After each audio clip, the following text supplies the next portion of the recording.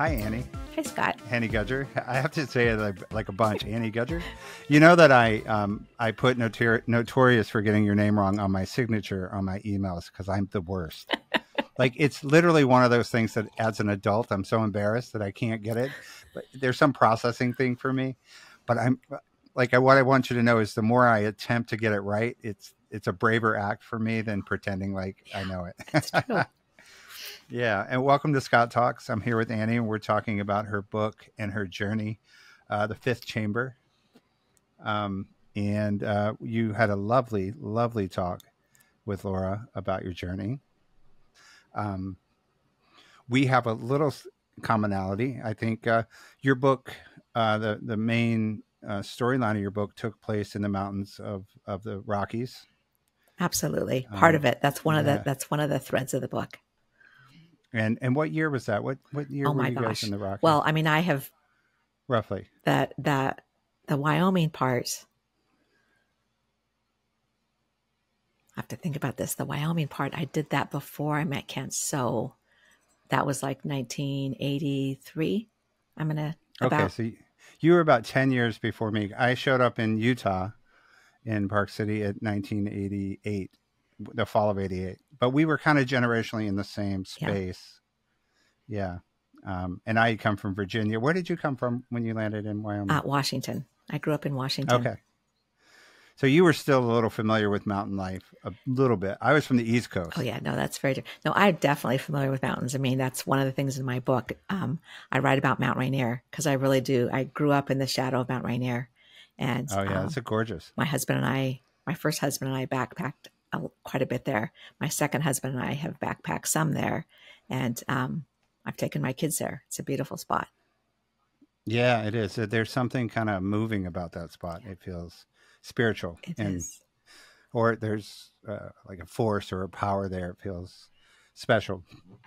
And then but you ended up in Wyoming near the Tetons. Were you near Grand Tetons? Yes. So it's the group that I went with is called the National Outdoor Leadership School.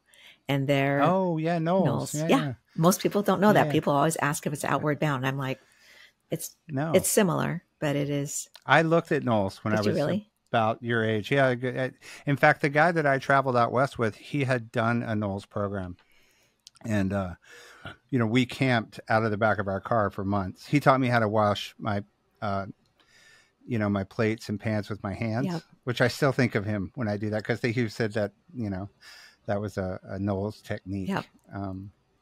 So that's really interesting.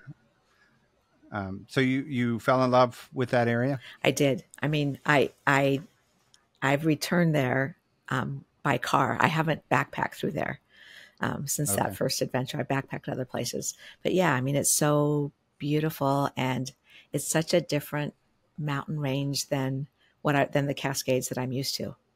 It's a younger range. It is a younger range. It's drier. It's way taller. I mean, which you probably experienced too. The altitude sickness when I first got there was something else. Sure. I just wasn't used to that, but it is. And like where you can hike to, climb to, and the vistas you get to see.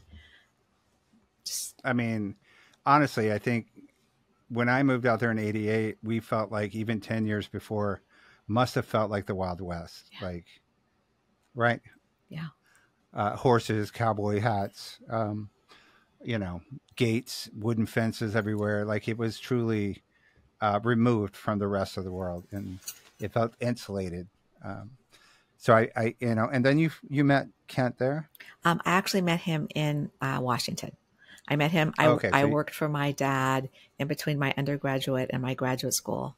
And my dad had a construction company, and I worked as the job site secretary on a job site. And I met Kent on that job site. Ah, look at that. A little at work affair, huh?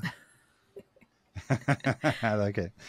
And, we'll just jump to, because I think that you told the story really well with Laura, but you end up falling in love, you guys were there for how long before Kent was killed in his accident? Well, I knew him a total of 5 years. And we were married for 3.5 of those. Right. And you were 6 months pregnant when he was killed in a car accident. headed to do something he loved to do, right? He was on his way to go night skiing, right? Like we Yeah. were big outdoor people, and it was midweek, and we'd gone to the doctor for my 6-month baby checkup, and he was determined to get in as much night skiing. I was still skiing actually up until like the week before. I know. I remember girls like you. I was, It and the look on people's faces when they'd see me, because I clearly was pregnant by then. But I was a good skier, and my doctor said it was okay.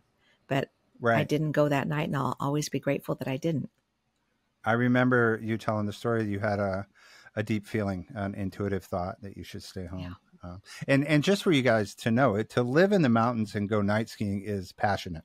Like we had all day to ski. So if you were going at night, it was because you love to ski. We love to ski. Yeah. And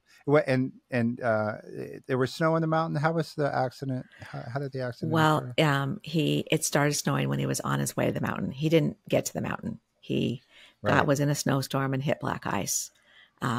It was one of life's strangers. I mean, so much was horrible about it, but it literally was like the one night it snowed that night. And for people would say, like, how could that be? It hadn't snowed before. It didn't snow. It was a winter where we just had one big snow, but it happened to be then. Well, you sensed something in the universe, I guess, that night. And I love the way that you accepted, that he was doing something that he loved to do, and passionate. And, I think the majority of the story that I hear about is the next piece, which is the grieving process. And, I heard something interesting that you don't believe in the 5 stages of grief, really. I mean, it's not like you don't believe they don't exist, but you believe that it's a much bigger lane than that. Is that true? That's absolutely true. I mean, I appreciate that we have that language, right? That from Elizabeth Kubler-Ross around the 5 stages of grief. Mm-hmm. But we've adopted that, like, this is what grief is. And the truth is, for anyone who's grieved, the 5 stages are not accurate, because there's this feeling like you'll move through them. If they're stages, you're going to go from 1 to 2 to 3 to 4. And grief is not linear. You go forwards and backwards and sideways. And that's my whole book. Is I've really come to believe that grief is before and after. Like, what was the life you had before, the life you have after. So my book, all the chapters are named either before or after, for that very reason. Oh, wow. I love that. I agree. I think that there's not enough space in the 5 stages to, and it is a little bit of a misnomer that you're going to start here and finish there. Because I always, so my first reckoning with, there are levels of grief. So my first reckoning with loss grief were my parents and my father right after I sobered up in 2009. Then my mother would go another 7.5 years later. And, one of my friends, right after my father's death, said, "Welcome to the club." And I didn't really understand what he meant, because I thought there was a finish, I thought, okay, yeah, well, everybody loses their parents but what I've come to understand now, and I like what you say, is that to me, it feels like a bend in a tree. When you notice a tree that it doesn't go straight, but it has a bend in it, and then it keeps growing. It never grows back. It just changes. And then I spent a long time in my own journey trying to distinguish the difference between sadness and grief, because grief for me is something that stays with me, not in a bad way, but in a permanence way. And then sadness is something I experience as a result of grief. And that's, like we were talking about, that was found out on my own. I didn't read about it. People weren't talking about it. I had people come up and pat me on the back a little bit. And you've really opened the lane for discussion. You have a podcast about grief, right? It's called Grief and Gratitude, which I think is a really great name. It's called Coffee, Grief, and Gratitude. Coffee, because my daughter and I apparently like coffee. So all the things we've created have coffee in them. I love it. Yeah. And so tell us some of the things that you learned about grief as a process for you from your experience, but B, also by opening up this conversation. Well, thank you for asking me that. I mean, I say all the time that everything, all the beautiful aspects of my life, I really learned through my grief, right? Through grief, I really learned to not take time for granted. I learned to seek out beauty and to seek out joy. And I learned a deeper compassion for myself and for others in a way that I don't know if I would have, or I mean, I would hope I would still land here, but I don't know. What I know is that grief took me down a completely different road. And all those years ago, I mean, not in the beginning. In the beginning, it pretty much destroyed me. But then It's rough, it's right? I mean, the initial impact in the is beginning, it's great. so hard. I mean, it's one of the things we say on our podcast all the time. Like the beginning is really hard. And if you, in the beginning, just give yourself grace and thank yourself for showing up and getting through the days. The shinier parts of it, for lack of a better way to put it, that comes with time. That comes. I always hesitate saying that because that whole thing of time heals all wounds. I don't believe that, but I do believe that as we grow, like you said, our grief stays with us, but we grow bigger around it. It's not so Yeah. much that it shrinks, but we continue to evolve as humans. Our hearts grow bigger. We have a larger understanding of our own journey and a deeper acceptance of other people and their griefs. I think that for the first thing I'll say is I didn't know how to live with the grief, like the capacity for like hope and grief in the same moment was not tangible for a while, right? Like the impact of it is more like, oh, I'm going to feel like this forever. And I think a lot of people get consumed and they drowned in that. You speak with a lot of people who probably come to you and say, am I ever going to feel good again? Yeah. What do you say to that? Like, how do you know, I think one of the things that you and Laura talked about is like, what do you say to people who are grieving, right? Like, you're going to be okay. I'm so sorry for your loss. Like these things are platitudes that we learn in our society, but what's your experience? Like, I've been there. Do you identify? I am. So I'll say the biggest thing, you bundled so many good questions in there. I'm trying to see what I want to go. I'll try to remember that. I know. No, but it was all so good. And this is just all part of the conversation. So for me, right. I like to say that I'm clean in my own grief, right? I've done so much work around it. I did so much work around it years ago. I continue to understand it and to learn more about it and to ask more questions and to talk to other people about theirs. And in feeling that way, I'm really careful when somebody's grieving. The number one thing I do is just to be with the person and to truly listen. And to listen with I like to say, like, I listen like my whole body's an ear, but I mean it. It's like really being open to listening and not, so often in conversations, we're listening for like where we're going to jump in. When you're with your griever, just don't think about jumping in. Just think about being with them and listening to them. And whatever they want to say is right and good. And it's not helpful when we put our own grief on somebody else's grief. So I will, my only, like, when I do say something, it is that, it doesn't feel like it in the moment, but you are going to get through this. And I am at your side as much or as little as you want me to be. That's lovely. I think it's probably the hardest thing to do. I think for men, especially when people are in an issue, like our instinct is to fix things, right? So if you come to me with something, and it's something I've learned in my relationship, is I don't need to fix things. I need to listen a lot more. And I think the other thing that is really tough in grief is that it's uncomfortable sometimes for people. Yeah. Oh, it's incredibly uncomfortable. I mean, it's painful, when you're in the hard parts of it, it's physically painful too. It's not just, it's everything. When you've had a huge loss, in the beginning, you can't, as you said, like, you can't see the hope, and we're not meant to in the beginning, right? Because I really believe that the way to feel healed as you move through grief is to experience it all. And if we go to like it was meant to be, or those things that people say, and you don't really let yourself be in the feelings of it, it's going to last longer. It's going to hurt. It's going to hurt for longer. But if you can really let yourself be in it and experience it and talk to other people and read about it and listen to podcasts, and my support group, like I always say, that group of women, that's where I saved myself. Yeah. Yeah. I think, I felt like that.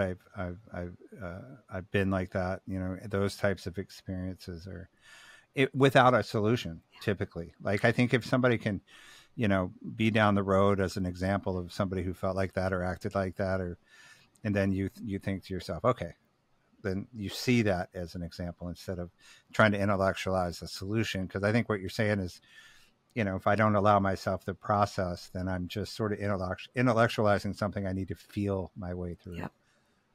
Yeah. And we say that it's not a what's that? Go ahead. No, that's not a complete process. I don't think. No, it's not. And it's super messy. And that's my thing all the time. My daughter and I run a writing group around grief twice a year in October and February. Oh yeah, that's nice. And I'm like, just give yourself permission just to feel your way through all of it.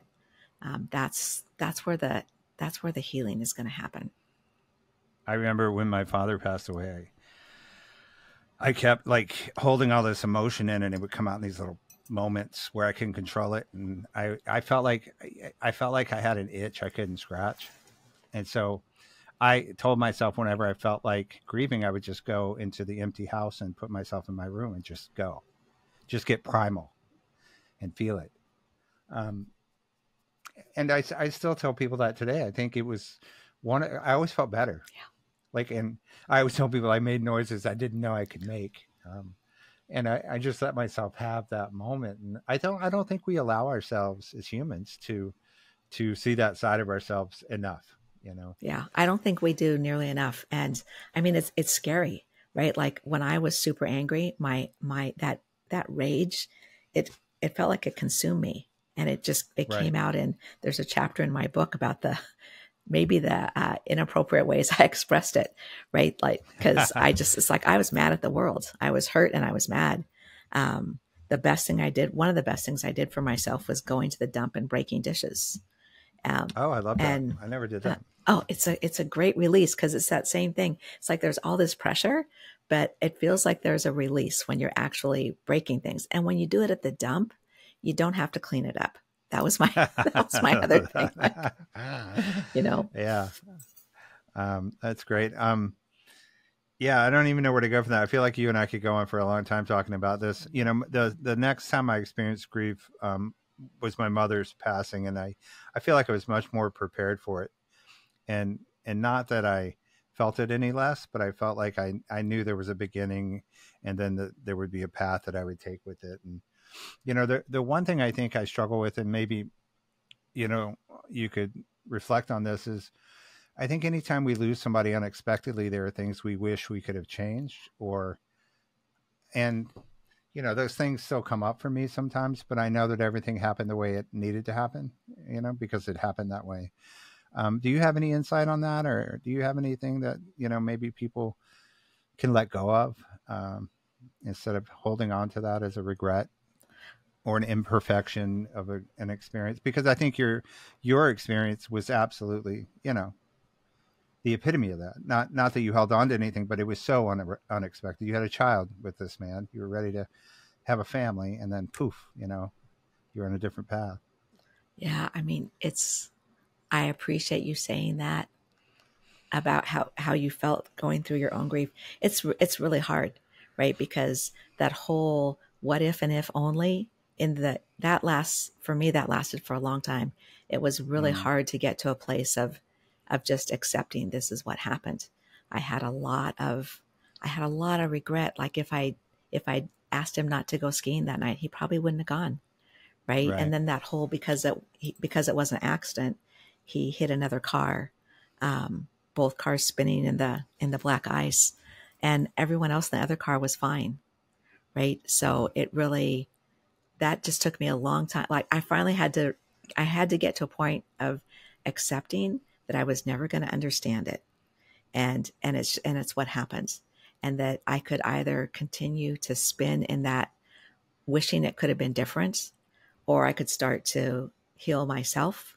And I started to be able to do that for my son and then for myself. And even all those years ago, because it's been a long time now, I always knew that I would do something with it, because I always felt like if I didn't do something where I was really giving back to the world and to humans going through this experience, that all that work I did and losing this beautiful man who I adored, right, that would have been a waste. And it's part of why I wrote the book and why I do the things I do.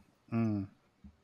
I love that. And again, we could keep going on with this because every door you open, I'm like, oh, I want to go in there. About that. But I think you guys need to listen to the episode, check out Annie's book, check out the podcast. If you're curious about grief, we have all your contact information in the show notes as well. And it sounds like you have a community of people who are willing to open the door and discuss this with anyone. I do. I am really grateful for the people who come on our podcast and talk with us, because we've covered all kinds of griefs, things I hadn't even thought about. And I get to learn every time. And that is just a delight for me. Yeah, it's a beautiful thing, living with your grief and having joy for life. I think I didn't understand what that really meant until later. And I still think I'm coming to understand more about it. And thank you for tackling this and opening. Oh, you're so welcome. This door. It's an ongoing process, and I'll leave you with this too. Like, one of the things I always say, and I know I wrote it in my book, that for me, grief is joy and sorrow holding hands.